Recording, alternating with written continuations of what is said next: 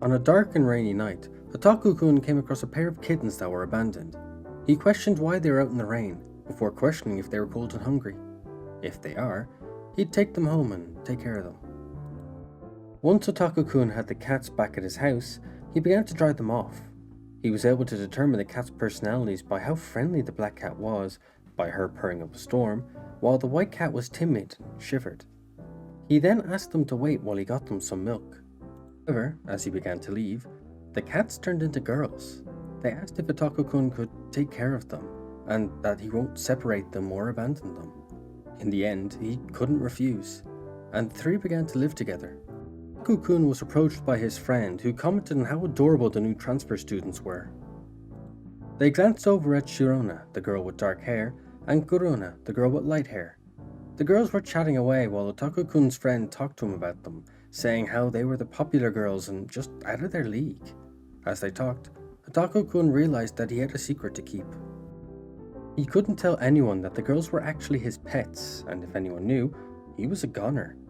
Once at home and contemplating his dilemma, Shirona and Kurona began playing video games with Otaku-kun, climbing all over him. One day, Kurona realized that she forgot her gym shirt and asked to borrow one from someone else. All the boys volunteered their shirts, but the other girls shut down their efforts instantly. The girls asked the boys to stop trying to butter them up in order to get to Kurona, and that she'd never borrow from the boys. All while this happened, Otaku-kun just stood there awkwardly.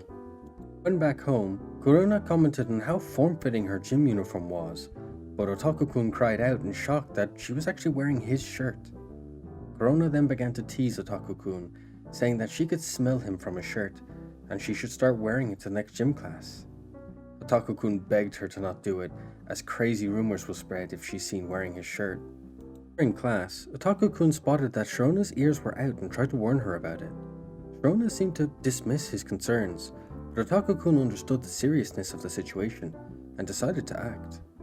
Otaku-kun quickly covered Shirona's cat ears, commenting that luckily no one had seen them. Otaku-kun asked if Shirona could hide her ears soon, but she told him it might take some time. Otaku-kun then began to notice something. Shirona's ears were getting hotter and hotter, causing him to question if she had a fever. Shirona, being a tsundere, said that it's not like she likes this or anything, and she definitely didn't do this on purpose just to get Otaku-kun to pet her. The class was filled with meows and hisses as Kurona and Shirona fought. Otaku-kun then sighed as he commented that when the pair fight, they switch to cat language. He couldn't speak loud enough, but he hoped he could settle things down. Otaku-kun decided to wing it and step in, meowing at the girls before saying that they needed to calm down. Otaku-kun had no idea what he said, but it made an impact on both the girls as they turned red and questioned what he meant by his words. However, his original intention was successful as the pair were no longer fighting. Relaxing one day, Kurona got onto Otaku-kun's lap and began kneading. He asked her to stop, knowing that the jumper was comfy, but Kurona's nails could ruin the jumper.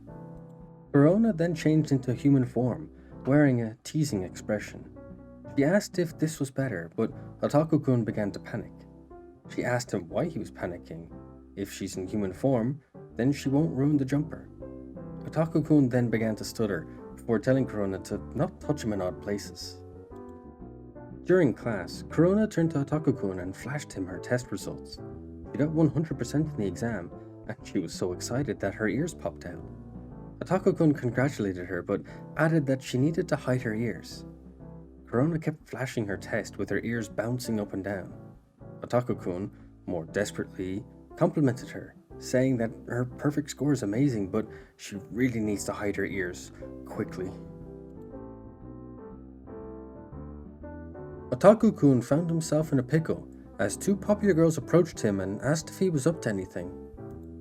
Otaku-kun recalled that the girls were the top gals of the elite class, Kurona and Shirona. Otaku-kun admitted that he's going to head home and play some games, and the girls confessed that they actually started playing games recently. Otaku-kun seemed to consider them sweet girls as they were always so kind to him. As the girls stood at Otaku-kun's desk, they talked about a new fighting game, and Otaku-kun admitted that he actually owned the game. Once they heard that, the girls invited themselves over to his house. Arriving back at Otaku-kun's place, Corona commented on how spacious it was. Corona asked if Otaku-kun's parents weren't here, and he admitted that they're often gone, and they aren't here right now. Meanwhile, Otaku-kun couldn't believe that the popular gals were in his house right now.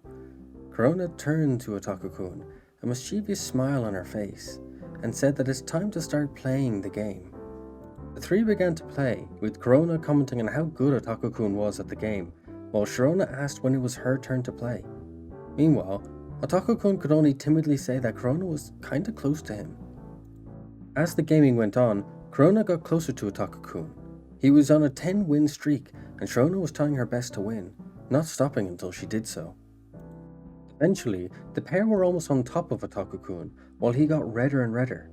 However, he had to admit that he was having fun while the girls were trying to find a strategy to beat him. Once they finished playing, Otaku-kun thanked the girls with all his heart. Corona laughed and commented that Otaku-kun is acting funny. Otaku-kun then noticed that it was late and said that he'll walk the girls home. Surprised, the girls also commented that it was quite late. Then it was Otaku-kun's turn to be surprised, as Corona opened her shirt for some reason, letting Otaku-kun see everything. Panicking, he questioned what she was doing, but Corona just said that it was obvious what she was doing. Corona said that she had naughty thoughts, so isn't it obvious? Otaku-kun went red and panicked even more at the sight of Corona's goodies. Otaku-kun then composed himself and questioned what she was doing, saying that even Sharona was confused. But when he turned, he was blasted with surprise as he saw that Sharona was doing the same thing as Corona, but in a more shy tsundere way. Timidly finding her voice, Sharona questioned Otaku-kun if he really thought that two girls showing up to his home alone wasn't going to result in something naughty happening.